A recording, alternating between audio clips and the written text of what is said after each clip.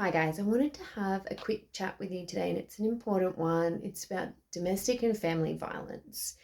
And I think that when we talk about domestic and family violence awareness, there's a lot of things that we need to bring to the surface for both men and women to understand how to better look after each other. I see a lot of what I call token gestures and a lot of lip service when it comes to domestic and family violence support. I believe all of this comes from a good space. However, I think there's a lot of things like morning teas and like awareness days, which are just events. They're fun events under the guise of helping support with domestic and family violence. However, there's no practical crossover into everyday day-to-day life. And so I want to give you a couple things to think about today that can really help keep this conversation going, because when it comes to domestic and family violence, more people than you are aware of are going through it or have gone through it or are dealing with the aftermath of experiencing it.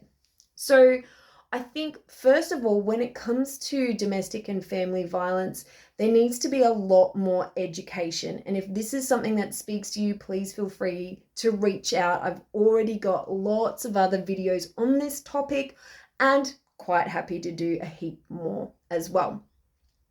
But I think we need to also learn how can we better support people, because it's one thing to go to a morning tea or go to an event that's raising awareness for domestic and family violence. But if there's nothing that gives you guidance as a everyday human being that wants to better support the people that they love, that are in their lives, what the hell do you do?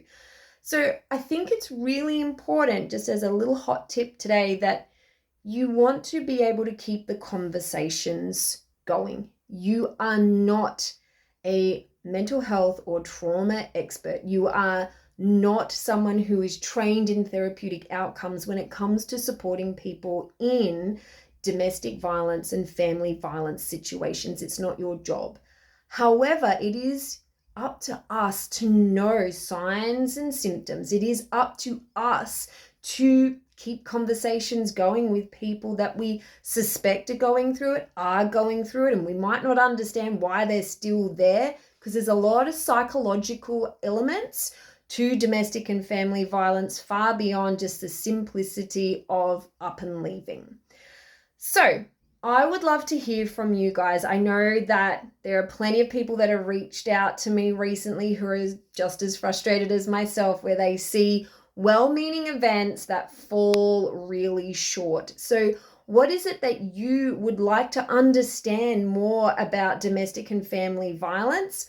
DM me and I will share some more info with you guys soon.